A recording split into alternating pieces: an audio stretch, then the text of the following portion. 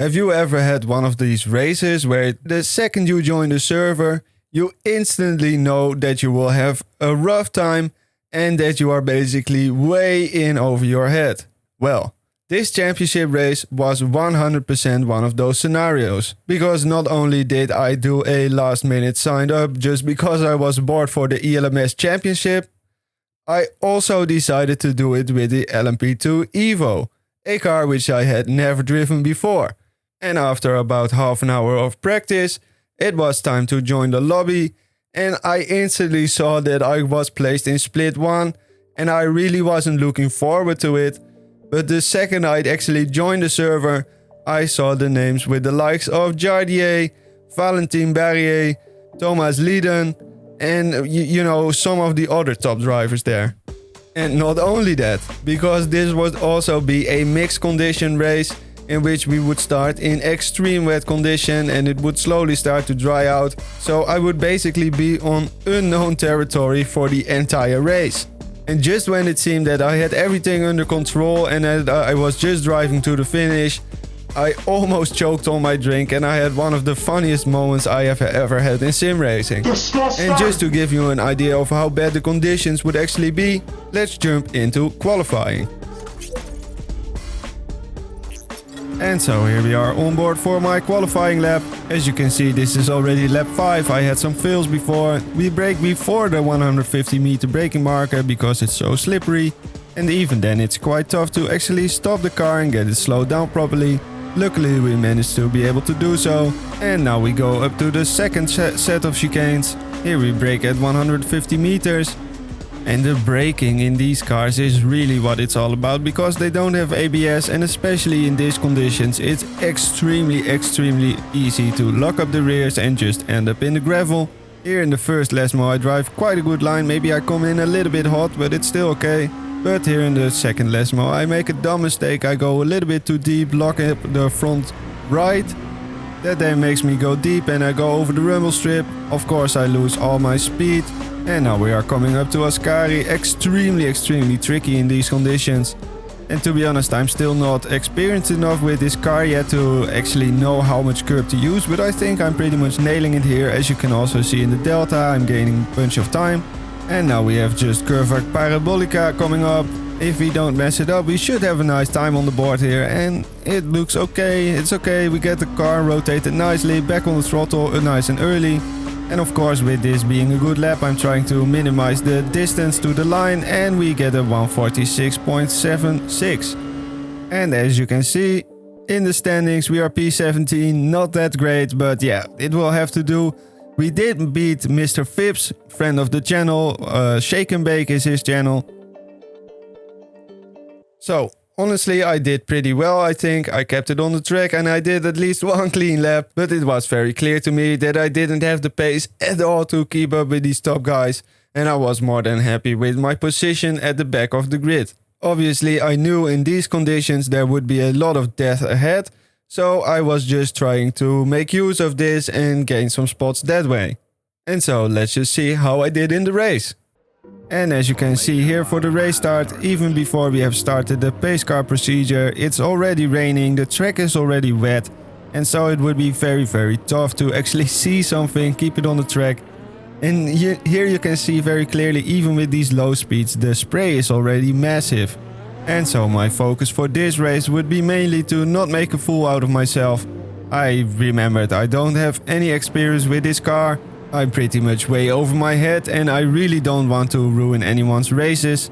And as you can see here already, we are not going that quick, but even in the B-roll here, the spray is just absolutely insane. And once we actually get going, it's just nuts. But this is split 1 and this is a championship race, so for this first lap most people will behave nicely and give each other space. And just look at this, as the LMP2s appear you barely can see the GT3s. The only thing you could really do was follow the lights of the other car ahead. But as you can see, there's still 0 spinners, there's no real accidents, we are all coming through the corner cleanly. There was a little bit of contact for the GT3s there, but that's to be expected, to be honest. And at least for the first set of chicanes we came through them cleanly. And here through Curva Grande it was so extremely difficult to see. And there in the distance, that is Mr. Jardier, the guy that you see spinning there. And in the moment I didn't see it at all. I didn't see what happened. I didn't see Jardier spinning, to be honest, at all. But there he is, he rejoins behind me. Where's the track?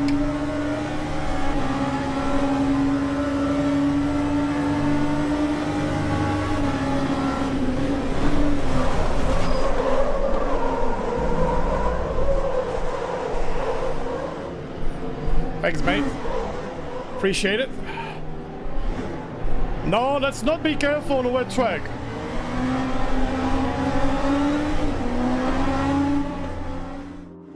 So yeah, as you can see, Jardier got taken out.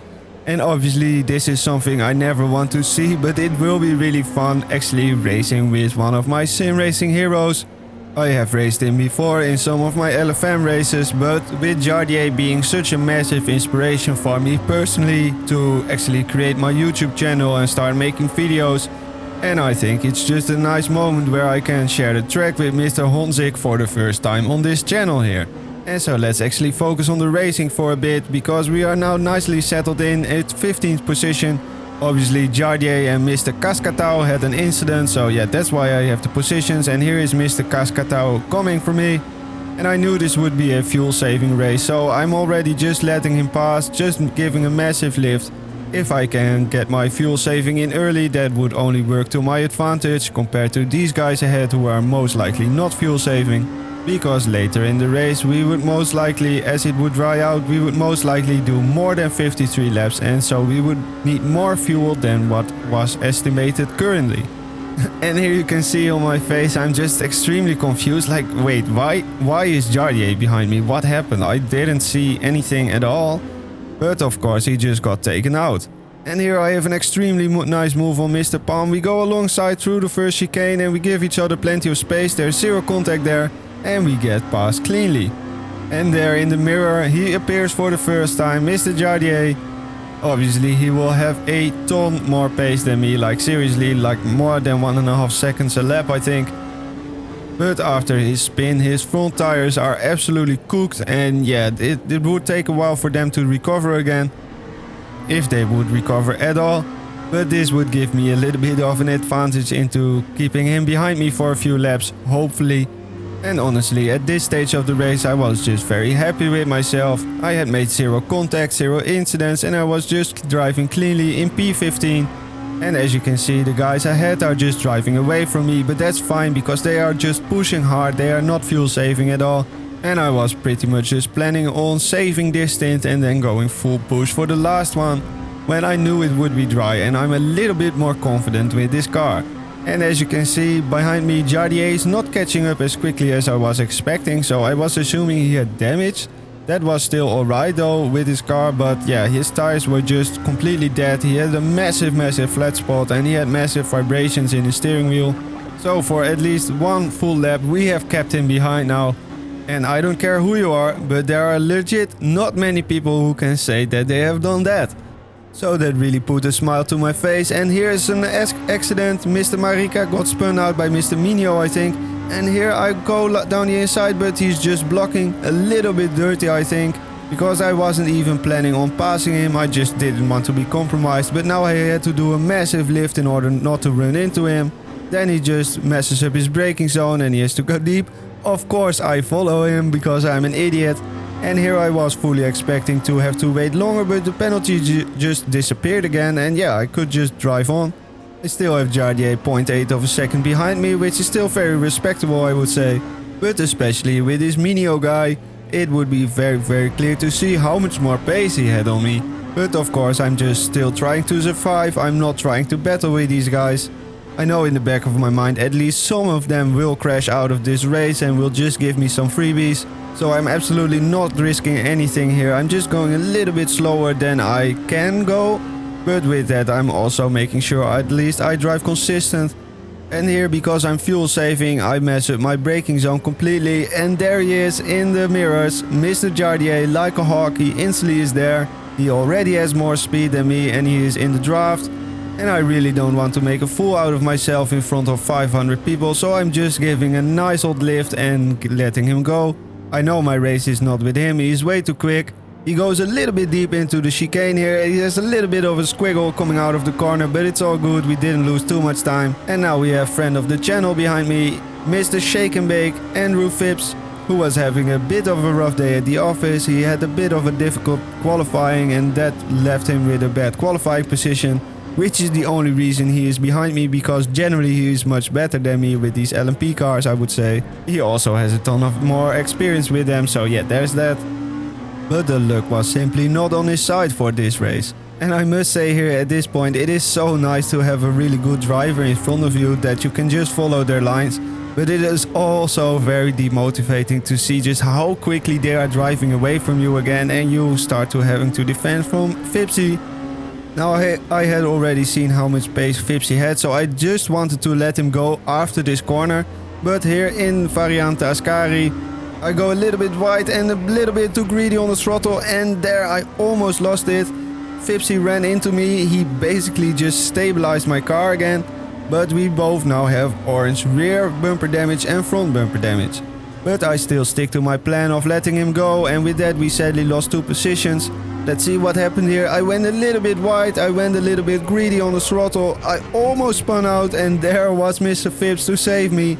So we have a bit of damage now and it will cost us on the straights, but as long as it is wet, it will not really compromise us that much as all of the speed is found in the corners. But luckily we both managed to make it through there without any real issues. We both don't have to repair anything, so that is great. And now in lap 5, we are back in P17, so we didn't gain anything, but the field has finally stabilized a little bit, so we can finally focus on the driving now.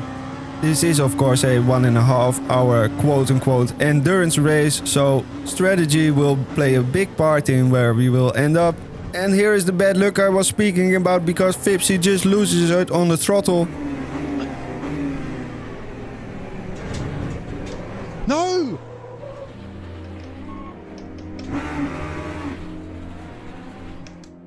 And that just goes to show how tricky these conditions actually are. A mistake is so easily made, and once you make a small mistake on Monza especially, you are either in the gravel and you lose a ton of time, or you are simply in the barriers and your car is done. In that regard, it is truly one of these classic European circuits where once you make one small mistake, it can cost you the entire race. And so you will have to be on your feet and think on your feet for the entire race. As here on the right, coming out of Variante Ascari, there's Niels van de Koekold, who I have also raced before on this channel. He was doing very well, he was in the top 5 I believe, but yeah, sad to see him crash out. But that does mean we are now back in P14 again. And just like that we gained 3 freebies in 1 lap, because people are simply spinning out and having troubles. Now as the race was stabilizing a bit, I will start skipping ahead with some laps. But here in Parabolica I go extremely deep trying to save too much fuel, and then I go back on throttle and almost lose it. Luckily I keep it on the track and we are still good. That can really be one of those Code Brown moments where just that one mistake can have you in the wall and your race is over. But luckily this time we survive. And here in lap 8 coming into T1, I legit didn't spot it in the braking zone, but here suddenly 2 cars, luckily they keep it on their own line and I am able to actually make the corner cleanly. We get 2 more freebies and are now in P12. And I was driving some very decent pace too, only a tenth slower than Jardier, so I'm very happy with that. And this lap as well. As you can see, by this point it did start to dry out a little bit, but in Le Mans Ultimate it does take a long while before it actually starts to really dry out on the track and a dry line starts to form. And so even though we still have 18 laps of VE left in the tank, that should still be fine for our wet tires and we should be able to make it to the end of our stint on these. And here, especially with the traffic, it is so easy to make a mistake, because as you can see he can brake way later than me, the GT3 car. That forces me to take the inside line and I almost lose it here, but luckily I recover it. Instantly I go back up on the TC power cut a little bit just to be safe. I also didn't have any data on this car as we get another freebie there. So I was legit just driving in 100% unknown territory here and I was just doing everything on feeling basically. And here you can also very easily see my inexperience with overtaking GT3 traffic. I should have been a bit more patient and wait for the inside line to open up and then went for it, but I went round the outside, which is kind of a dumb move. Luckily we are still ahead of Mr. Minio, but I kind of want him to pass me so I can just focus on my own race. I know he's very aggressive and he wants to get past, but he was also making mistakes that were costing him time, so I was able to keep the gap nice and clean. And here is a great example of thinking on your feet, because as we are coming into T1 again, there's a sprint car on the right. We just take the outside line, inside line I mean, and yeah, we just cut the track. Of course we have to lift a little bit because otherwise we get a big penalty. This time we only get 0.25 luckily, and we are still alive in lap 13. Great success. We have also caught up with Mr. Nyssen or Neeson, I'm not sure how to pronounce it. And it seems that he's struggling a little bit, but I also have this Minio guy in my mirror, so yeah, I just have to keep an eye on everything at this point.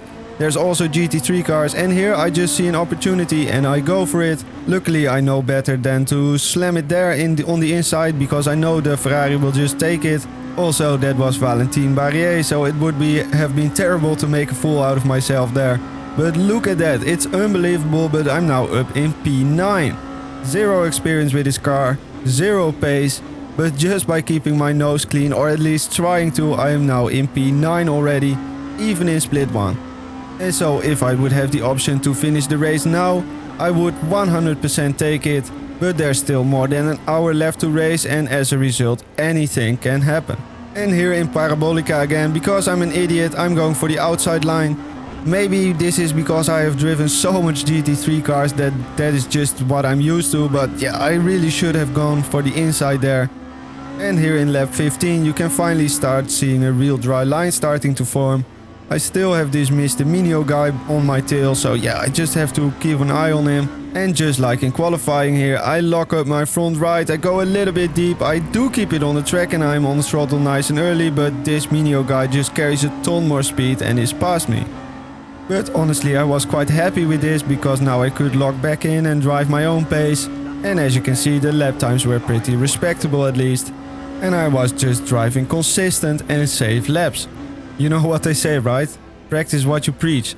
But I kept having this annoying issue where I kept going too deep into Parabolica because I was saving fuel and then not knowing my exact braking markers. And in this situation that did cost me 2 positions. Or at least 1 position, because we might be able to defend from this Marika guy. But as I'm trying to stick to my fuel saving strategy and it is really risky to go side by side into T1, I'm just lifting and letting him go. So now back into P11, still a very good position for me, so yeah, let's just keep going and see where we end up.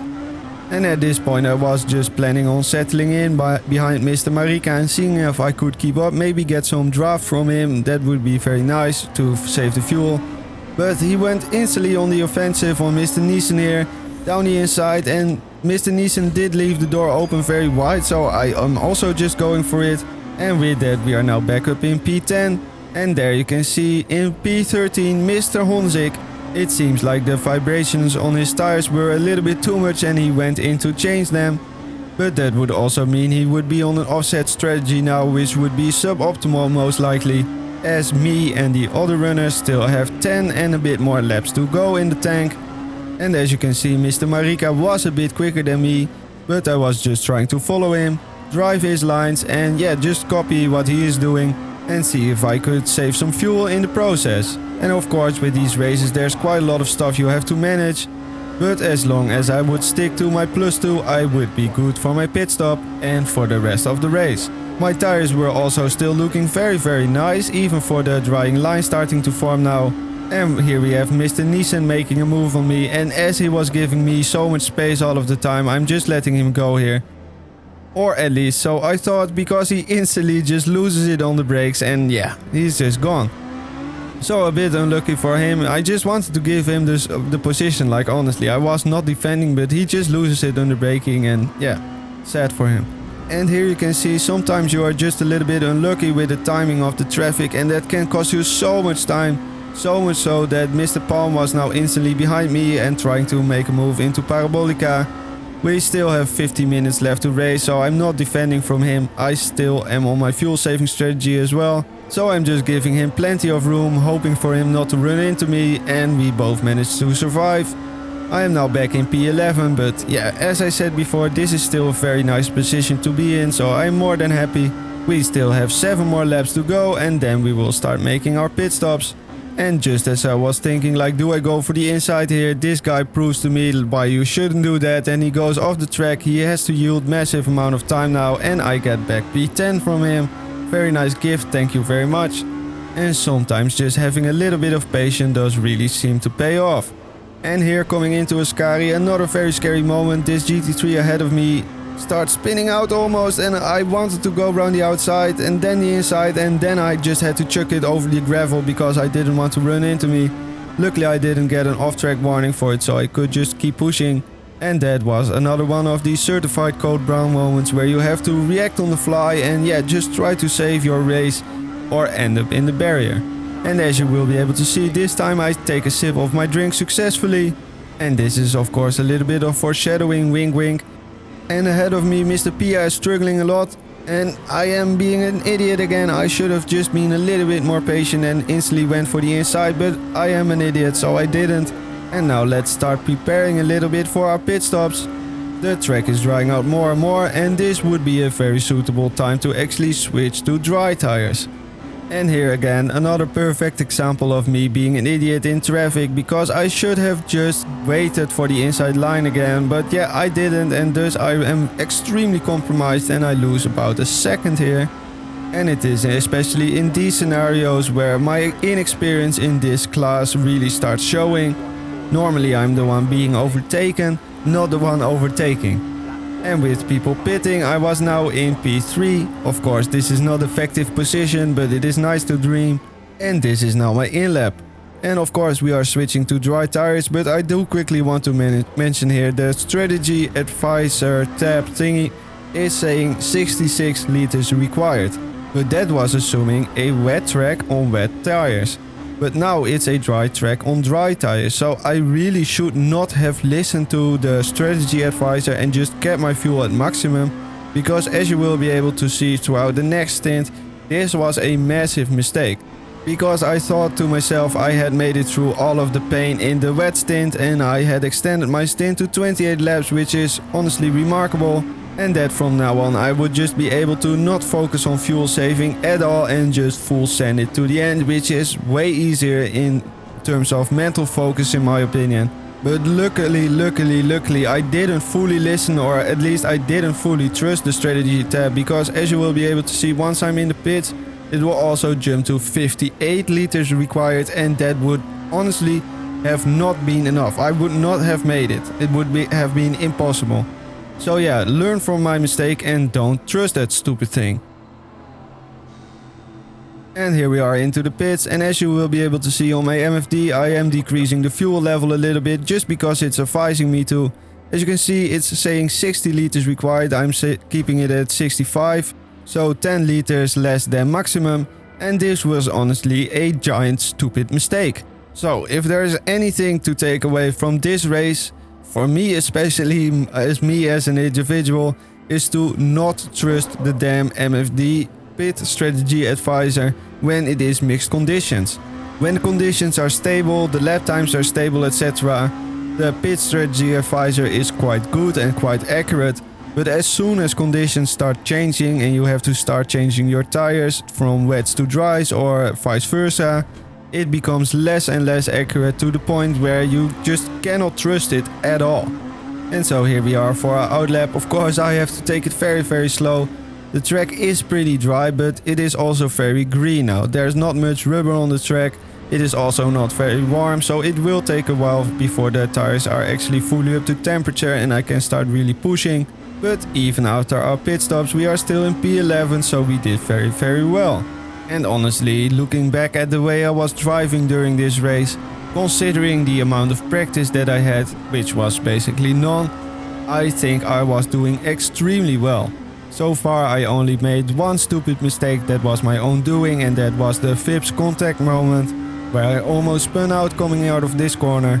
But other than that, everything from me personally has been extremely clean, smooth and yeah, just nice driving. And honestly, that just fills me with so much confidence because basically I can now just join every race I want, practice for a little bit and be kind of certain that I can at least somewhat keep up with the fast guys. Or well, not really keep up, but at least be in the same split and not make a fool out of myself.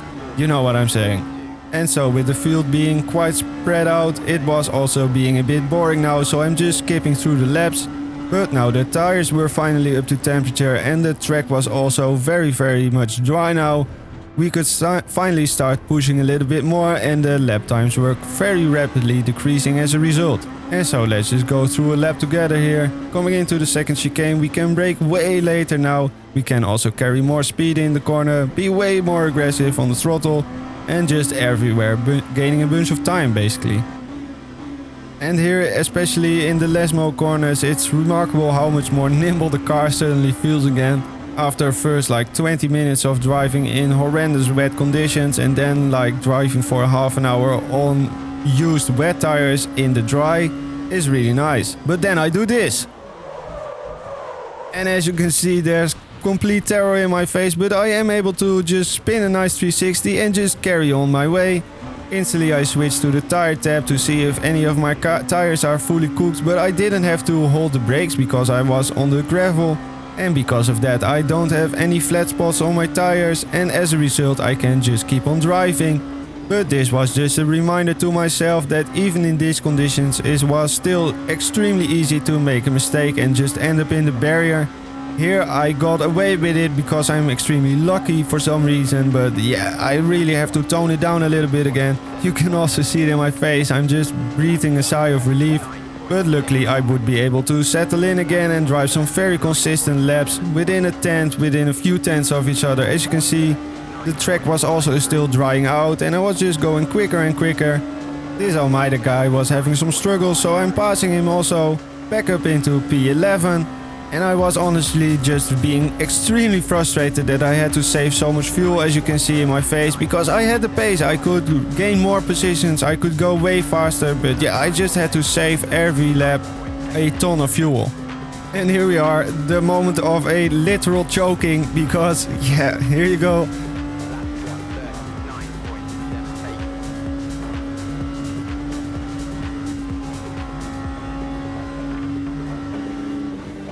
And I thought I would be fine, but here in the braking zone, because I was still recovering from choking, I just lost it under braking and I went into the barrier again.